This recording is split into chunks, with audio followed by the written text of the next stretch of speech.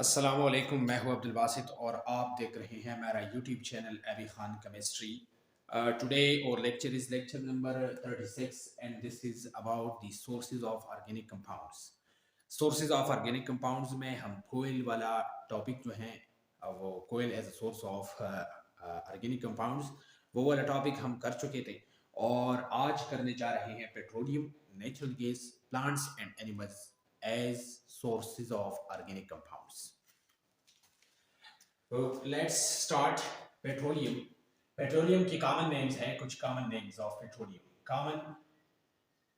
Commonly petroleum के लिए कुछ names जो हैं वो इस्तेमाल होते हैं। इसमें पहला नेम है क्रूड ऑयल, दूसरा है लिक्विड गोल्ड,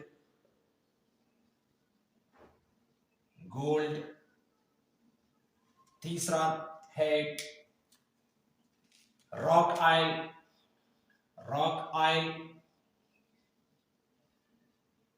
मिनरल ऑयल,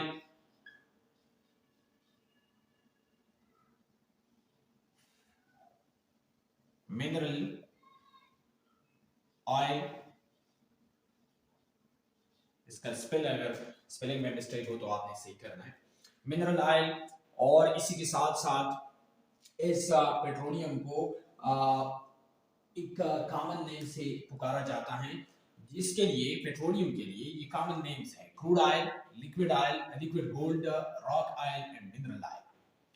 अब पेट्रोलियम का अपने नेम से, यही जो पेट्रोलियम का नेम है पेट्रोलियम, ये इसमें से ये ग्रीक वर्ड से निकाले गए हैं। Petro means rocks and oleum means oil, और इसी वजह से पेट्रोलियम को दूसरा नाम दिया गया है रॉक्स ऑयल या मिनरल ऑयल।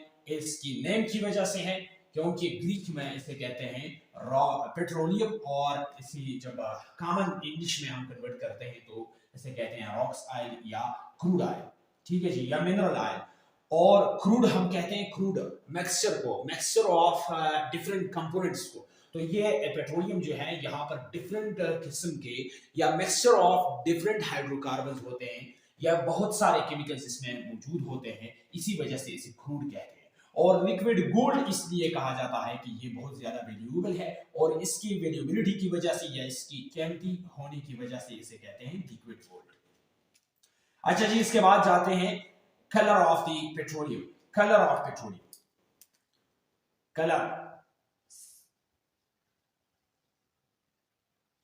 पेट्रोलियम का कलर जो है वो आमतौर पर जब पेट्रोलियम मिक्सचर फॉर्म में होते हैं तो इसका कलर जो है वो होता है डार्क ब्राउन कलर, ठीक है जी। और साथ में इसका जो ये जो लिक्विड है ये बहुत विस्कस होते हैं, विस्कस लिक्विड। जब हम इसे सेपरेट करते हैं, बहुत सारे मेथड्स हैं इसकी सेपरेशन के लिए कि इनमें पेट्रोलियम में जितनी कंपोनेंट्स हैं उसको सेपरेट करते हैं या जितनी भी हाइड्रोकार्बन्स हैं उनको सेपरेट करते हैं। जब आप सेपरेट करते हैं फिर विस्कोसिटी लॉस हो जाती है, लेकिन अगर पेट्रोलियम फॉर्म में है तो फिर ये जो है विस्कस लिक्विड में शुमार किया जाता है। इसके बाद पेट्रोलियम की कलर के बाद टॉपिक आता है smell of the petroleum. Smell, तो इसका जो स्मेल होता है वो बहुत ऐसा स्मेल होता है जो कि हम बर्दाश्त नहीं कर सकते। Unpleasant smell of the unpleasant smell, मतलब ये कि इन पेट्रोलियम का जो कि ये ऑयल है जब हम हासिल करते हैं या पेट्रोलियम फॉर्म में ये मौजूद होते हैं तो इनका जो कलर होता है वो तो डार्क ब्राउन कलर हो गया, विस्कस लिक्विड हो गया, लेकिन इसका स्मेल जो है वो ऐसा स्मेल होता है कि हम बर्दाश्त नहीं कर सकते। फिर जब इसे सेपरेट करते हैं, सेपरेशन के बाद इसका स्मेल में थोड़ा सा डिक्रीज जो है वो कमी आती है, और वो सिर्फ इसलिए जब हम मुख्तलिफ किस्म केमिकल्स को मिक्स करते हैं तो उसके मिक्सचर से उसे उसका जो कलर है वो भी तब्दील हो जाता है, उसका जो स्मेल है वो भी चेंज हो जाता है। लेकिन जब हम इसे सेपरेट करते हैं तो उसका स्मेल और कलर दोनों जो है वो चेंज हो जाते हैं। ठीक है जी, तो ये फिजिकल प्रॉपर्टीज है पेट्रोलियम की। अब कंपोजिशन ऑफ दी पेट्रोलियम जो है, composition of petroleum, composition of petroleum. सबसे पहला ये है कि इसमें अल्केन्स मौजूद होते हैं, अल्केन्स, अल्केन्स। दूसरा नंबर इसकी कंपोजिशन में साइक्लो अल्केन्स जो हैं वो भी शामिल होते हैं, साइक्लो अल्केन्स। फिर तीसरा एरोमेटिक हाइड्रोकार्बन जो है इसमें मौजूद होते हैं, एरोमेटिक हाइड्रोकार्बन, हाइड्रोकार्बन। ठीक है जी, ये इसका कंपोजिशन है कि पेट्रोलियम में और बहुत ही सॉइल होगा, सैंड पार्टिकल्स होंगे। ठीक है जी, यहां पर मैं लिखता हूं इसमें सॉइल मौजूद होगा, रॉक्स पार्टिकल्स जो है वो मौजूद होंगे, सैंड पार्टिकल्स मौजूद होंगे, सैंड। ठीक है जी, इसके अलावा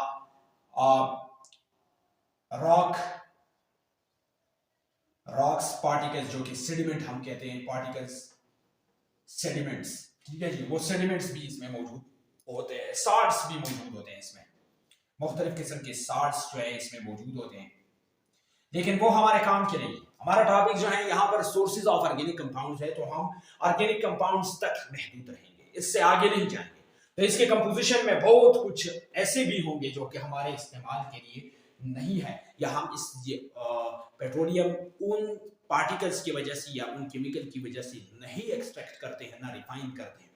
ठीक है जी, हमारा अगर हम पेट्रोलियम का रिफाइनिंग करते हैं या इसको सेपरेट करते हैं या इसको निकालते हैं, ठीक है जी, या इसको एक्सट्रैक्ट करते हैं, तो इसका सारा के सारा जो हमारा फोकस होता है, हमारा इन कंपाउंड्स पे फोकस होता है कि हम कैसे पेट्रोल हासिल करेंगे, कैसे डीजल हासिल करेंगे, कैसे ग्रीस हासिल करेंगे, कैसे मोबाइल ऑयल हासिल करेंगे, कैसे जेट ऑयल हासिल करेंगे, कैसे केरोसिन ऑयल हासिल करेंगे।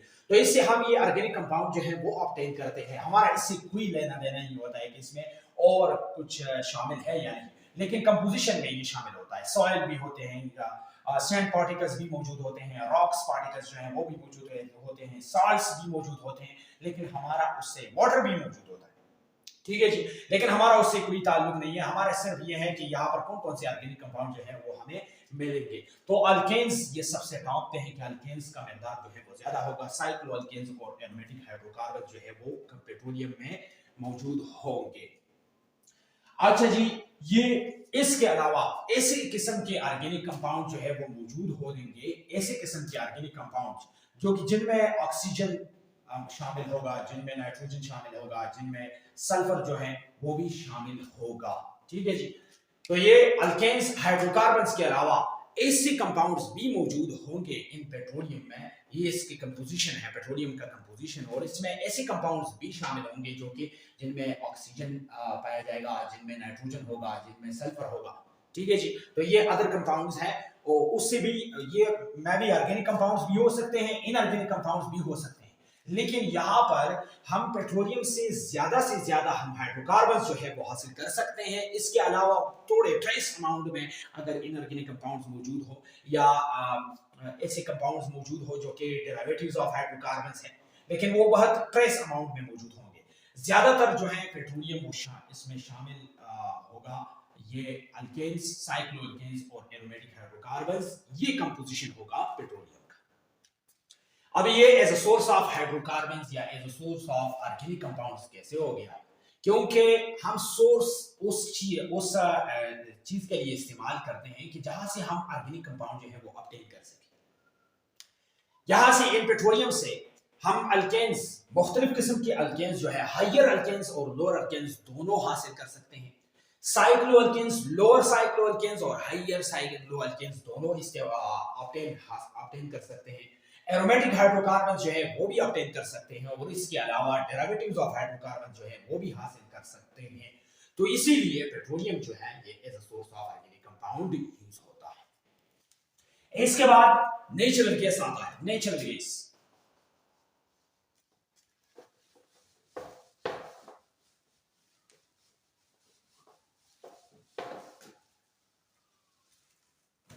नेचुरल गैस 2 नंबर 3 नंबर है नेचुरल गैस। फॉसिल फ्यूल्स में तीसरा नंबर है नेचुरल गैस का।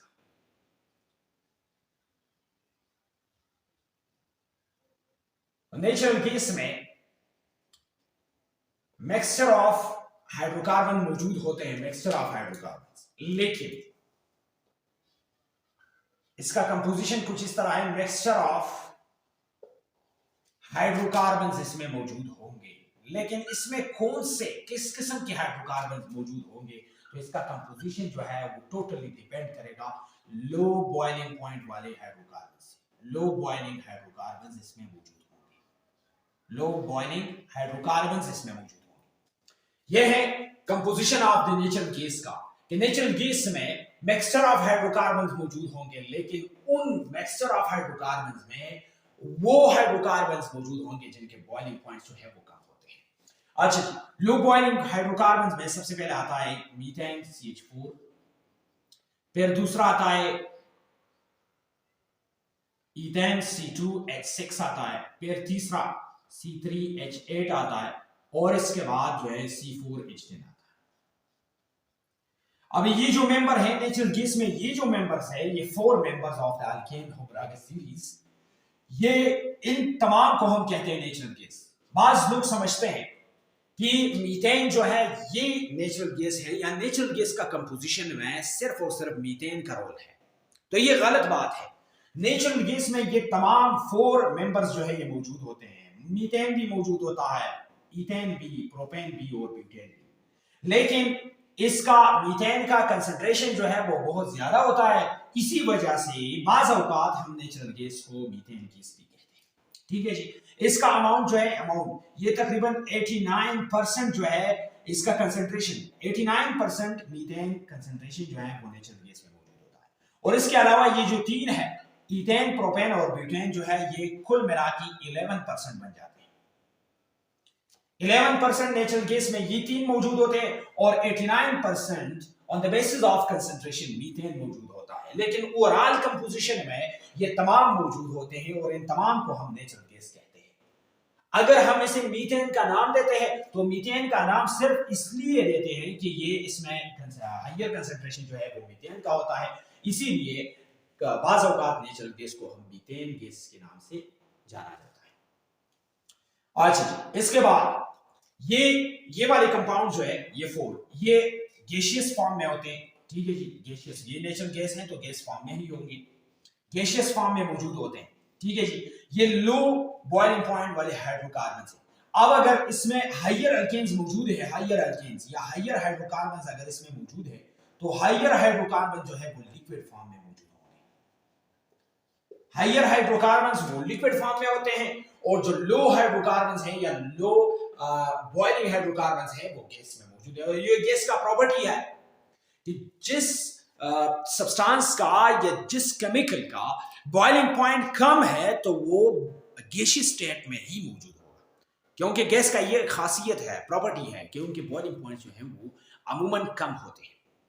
तो इन चारों का बॉइलिंग पॉइंट जो है वो कम है, ये गैसियस फॉर्म में मौजूद होते हैं, और इसके अलावा जो भी है वो लिक्विड फॉर्म में मौजूद होते हैं।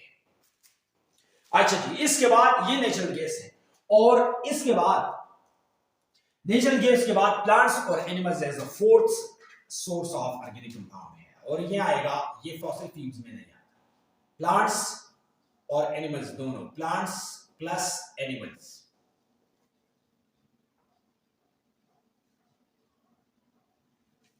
इससे इन प्लांट्स और एनिमल्स से हम वो हाइड्रोकार्बन या हम वो ऑर्गेनिक कंपाउंड हासिल कर सकते हैं जो कि हमारे लाइफ सस्टेन करने के लिए इस्तेमाल होते हैं। मिसाल के तौर पर, और ये भी याद रखना कि प्लांट्स और एनिमल्स से जो भी प्रोडक्ट हमको मिलेगा उनको हम कहते हैं natural products. Natural products means वो कंपाउंड्स या वो ऑर्गेनिक कंपाउंड्स जो कि हम प्लांट्स और एनिमल्स से ऑब्टेन कर सकते हैं, उन कंपाउंड्स को या उन प्रोडक्ट्स को हम कहेंगे नेचुरल प्रोडक्ट्स। मिसाल के तौर पर, फॉर एग्जांपल, कार्बोहाइड्रेट्स हैं, कार्बोहाइड्रेट्स, प्रोटीन्स है,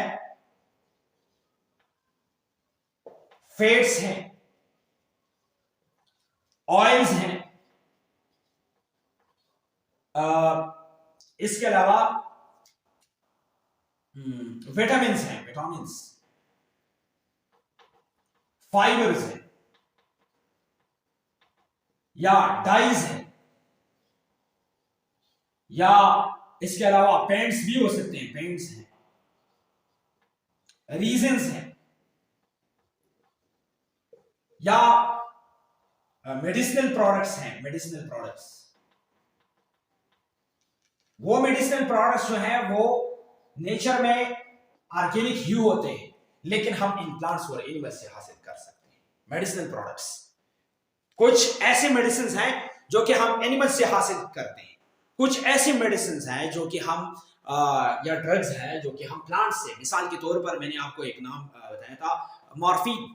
मॉर्फिन खुद एक प्लांट है, लेकिन वो मॉर्फिन इसलिए नाम दिया गया है उस प्लांट को कि उस प्लांट से हम मॉर्फिन ड्रग जो है या मॉर्फिन मेडिसिन जो है वो हासिल करते हैं। और ज्यादा तौर पर उन ड्रग्स और उन मेडिसिन में मॉर्फिन इस्तेमाल होता है जो कि हेडेक के लिए इस्तेमाल होते हैं। ठीक है जी। तो मॉर्फिन या ये जितने भी केमिकल्स हैं जो कि हम प्लांट्स और एनिमल्स से हासिल करते हैं उनको नाम दिया जाता है नेचुरल प्रोडक्ट्स।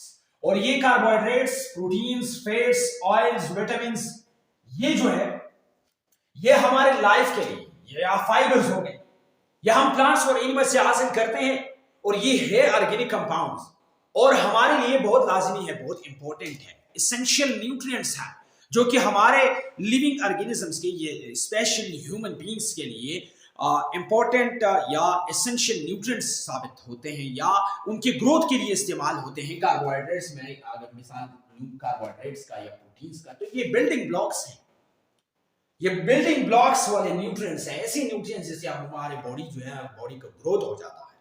या जितने भी कंपोनेंट्स हैं ज्यादा तौर पर कार्बोहाइड्रेट्स या प्रोटीन से बनते हैं।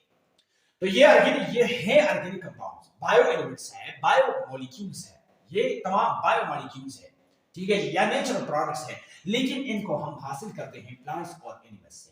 तो यही वजह है कि प्लांट्स और एनिमल जो है ये इनसे कहते हैं major source of the organic compounds, major source of organic compounds,